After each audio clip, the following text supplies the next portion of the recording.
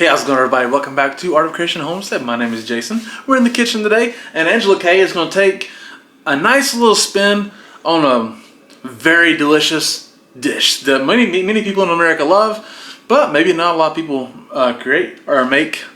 She told me that they are on the menu at one fairly popular restaurant named Chili's. I do not know that, but she said they were. So here we are at her take on some beautiful enchiladas. They're sour cream chicken enchiladas, and by the way, they're delicious. First, we are going to start with the filling and set it aside, and then we'll go make the sauce. In this bowl, we have probably 3 boneless, skinless chicken breasts that I have roasted and shredded up. I just roasted them with salt and pepper and olive oil. So it's about 3 cups of chicken. You can use it from a rotisserie chicken or whatever. This is about 2 cups, roughly 2 cups of shredded Monterey Jack. I shredded it large. I shredded 2 8-ounce blocks because you want half in here and half for the top. So I shredded 2 8-ounce blocks. But I shredded it on the large side. So if you buy it pre-grated, it works better on the large side. If you can't find Monterey Jack, which some people do have trouble finding it, you can use mozzarella. It's just not going to be as flavorful. Now you want to mix your chicken with your cheese. I roasted the chicken earlier in the day and shredded it and let it get cold. That way it's not melting the cheese as you're mixing it. It's easier to handle. And it's much easier to handle that way. Now to this, I'm going to add just some salt and pepper.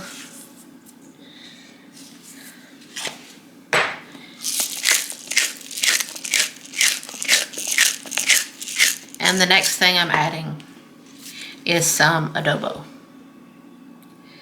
This is basically salt, pepper, garlic powder, onion powder, chicken bouillon. It's got a lot of good seasoning in it. Found in ethnic food aisles, right? Yes. Yeah.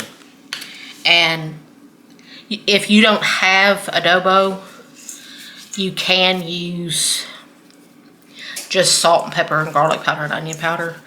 But it's much better with the adobo, and adobo's not expensive either. No, none of the things are very expensive. It's a very cheap ingredient. Yeah. And it adds so much flavor. It smells. I can smell it from back here. That smells good. It adds so much flavor to the chicken. And basically, I'm not going to give you a measurement on that. You just add it to taste. Yeah. Salt and pepper and adobo to taste. So now the adobo is kind of strong, right? Yes. Okay, so it's strong. Just make sure you taste as you go to see if it needs more. Right. Now you want to set that to the side, and we'll go make our sauce. Now we're over here at the stove, and we're going to start making our sauce. In this sauce pot, we have 4 tablespoons, which is half a stick, of salted butter, and I've melted it. Now to that, we are going to make a roux, so we are going to add 4 tablespoons of all-purpose flour. And we are going to add, while we're there, we're going to add a little bit of salt and pepper. Because you want your roux to taste good. Now we are just going to whisk that in. It's over medium heat. And we're just going to whisk that in and see it's going to become a paste. You want to let that cook just for about a minute to let that raw flour taste get out of there. Otherwise your sauce is going to taste like raw flour, and that's not a good taste.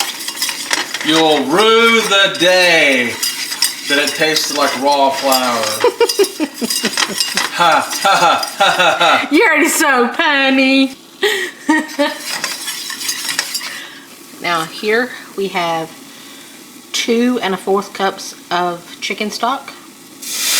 And I'm going to add a little bit of it.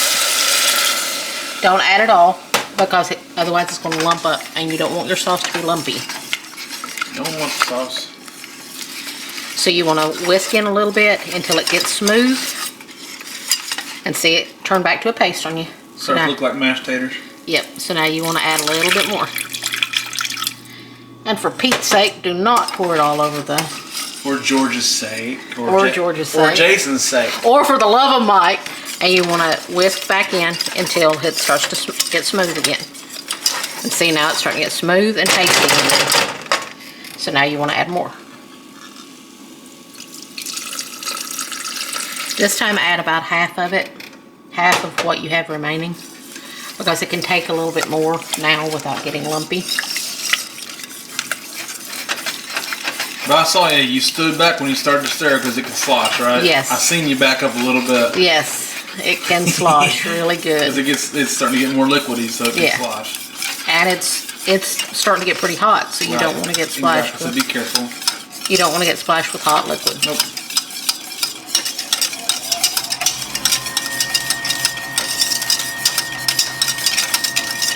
And see, it's nice and smooth now.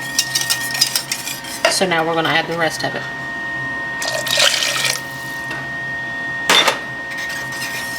And you want to whisk it till it's nice and smooth and starts to get thick. Right now it seems very loose and very runny, but it is going to start to get thick, almost like a gravy. Yep. This is essentially what you're making. It's a gravy style. It's like a chicken gravy. Yep, it is.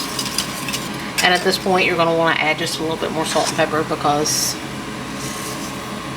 but be very careful with it. Chicken stock can be salty, so you want to be very careful with it.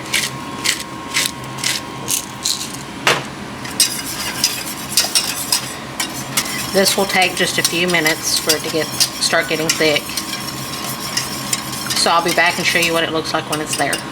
Okay, as you can see, it's gotten nice and thick now. And we are going to add to that a can of diced green chilies. This is a 7 ounce. You don't have to use a full 7 ounces. You can use as much as you want. Basically, you don't want to drain the juice either. You want the juice to go in. Hey, if you had some chopped chilies that you wanted to use out of your garden, go right ahead. We didn't have any, or else we would be using them probably. We don't really grow a lot of chilies either. No. In green chilies, these are usually Anaheims. Right. That's why they're mild. And if they say medium, they're probably what, poblanos to jalapenos? Yes. Right. Yes. And now you want to add the sour cream part.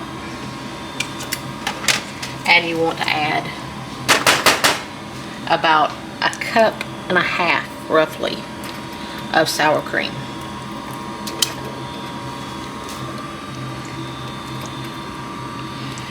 I tend to just eyeball it because a little extra sour cream isn't going to hurt it. So I tend to just eyeball it. And at this point you want to turn off your heat and just let it melt in by the heat that is there. Once it gets melted in, you want to taste it because you want to see if it needs salt and pepper, because sour cream absorbs a lot of seasoning. Yeah. And you do not want this to be unseasoned. Right. You want this to be very well seasoned. Why is it important to turn that heat off right then? You don't want your sauce to split because of the sour cream. And so when you say sauce splits, what is that? It will look kind of curdled. Okay. It will look really weird and lumpy Is that dairy content? Is that what it Yes. is? So basically, you don't want to heat that dairy to too high of a temperature because it'll break the sauce. Yes. Gotcha. Okay, now you want to taste it and see if you need any salt and pepper in it. And yes, it does need salt and pepper. Yeah. It's delicious, but needs salt and pepper. That's why you don't worry too much at the front end when you're seasoning, right? You're layering flavors, Yes. and you know that you're going to put something in that's going to absorb all that. Yes. And it's a beautiful, beautiful sauce. That looks nice. It smells good. I smell it up here. So now, I'll take you over and we'll start assembling. Okay, we have a 13 by 9 baking dish here. And I've sprayed it with some cooking spray. Now I'm going to ladle in a little bit of our sauce. You don't want to do a ton, but you do want the bottom of your dish covered. What is the purpose of that? It's so that your enchiladas don't burn on the bottom. Okay. And also they become nice and saucy that way. Okay, so they don't burn, they don't stick. Yeah. Necessarily, right? This is not quite half. So now you want to set this to the side and you want to start assembling. Earlier, I made flour tortillas. You can use corn tortillas for this, but truthfully, sour cream chicken enchiladas, you really need flour tortillas. They're going to taste much better with flour tortillas than with corn tortillas. And I just do an assembly line. You can tell I made these homemade because they look like alien life forms. Because I can't roll a circle to save my soul out of torment. So I usually lay out about 6. This makes about 10 enchiladas. I usually do about 6 fill about 6 at a time. And you want to basically divide your filling amongst them evenly. And you want to put it right in the middle. You don't want to stuff them too much, but you don't want to be chintzy with it either. Chintzy? Chintzy. It's another one of my words. I love it. I don't care. I think it's great. We don't allow chintzy enchiladas here. Chintzy, no chintzy enchiladas. Yep. And by the way, we're making 2 meals for us. Okay? Yes. This is enough for us twice. Because they warm up beautifully. Yes, they're great. They're great leftovers. They're wonderful So leftovers. for us, this is 2 meals. For you, maybe it's just one. Depends if you get kids, people coming over, whatever. Right? Yes. I mean, but It makes a lot. It's enough to feed easily 4, probably 2 adults and 3 kids. Yes. Probably. I mean, I would assume. Now, you want to push all of your filling toward the center. And you want to roll over. You want to pull that side up. Roll over? Yes. You want to pull that side up, tuck it under your filling. I'm not sure how good that's gonna. I'm not sure how good that's gonna do for cooking, but you can roll over all you want. Play dead too while you're at it. Now you want to put the seam side down on your sauce. Seam side. My bad. Show it again, so without interruptions. I'll shut up this time. So you want to put your filling in the center. You want to roll the side over, pull it back, and roll it up. Gotcha. And you want to put seam side down. Seam side down. In Gotcha. your sauce. All right, now shut up. And now I'm going to keep rolling these and keep making them, and then I'll show you what we do next. Okay, we actually did 11 because I had a little tiny tortilla that looked like an alien. So we just went ahead and did that. And I had enough filling to do that. So now you're going to take the rest of your sauce and you're going to ladle it over top. And this smells amazing already. It does smell really good. You want to make sure that you cover them really nicely. Areas that you don't cover really good, your tortillas are going to get a little crunchy. There's plenty of sauce there to cover everything. There's plenty of sauce plenty. here. There's plenty of sauce to cover all of it. You may have to spread it around a little bit. There's still plenty of sauce in your pan. You ain't got to worry about it. Looks great. Yeah. You want to scrape every last bit of the sauce out because it is delicious. Now I'm going to take the rest of my Monterey Jack cheese and I'm going to cover the top. And the more cheese, the better. Oh, yeah. I mean, look, enchiladas are meant to be cheesy, right? Yes. Honestly, I mean. Yes. And you, like I said, if you can't find Monterey Jack, you can use mozzarella. It will work here. You may want to mix it with a little bit of cheddar to get some more flavor because mozzarella does not have as much flavor as Monterey Jack. Pretty bland. Yeah.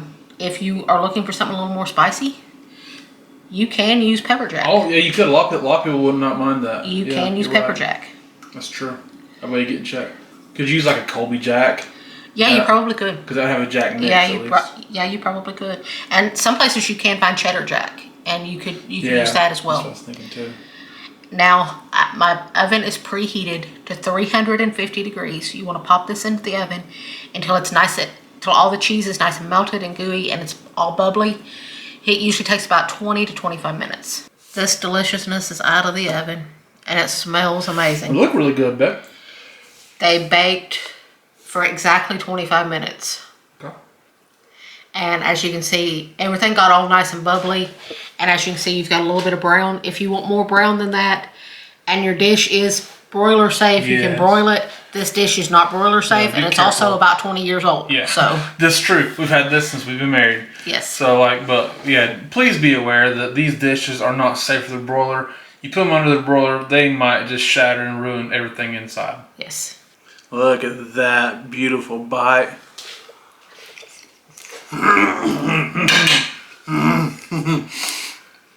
Holy heck, this is good. Man.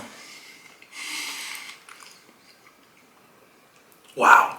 Y'all, I'm going to be very short with this because I'm ready to eat. Those are amazing. Absolutely delicious. Obviously, red sauce enchiladas are good. These are out of this world. So flavorful. Y'all, so delicious. You're going to make these outstanding. Angela Kay, best cook ever. Alright, so thank you all for watching. We do appreciate it. Hey, my name is Jason. The genius back there is Angela Kay. It's Art Creation Homestead. We love y'all. God bless you and goodbye.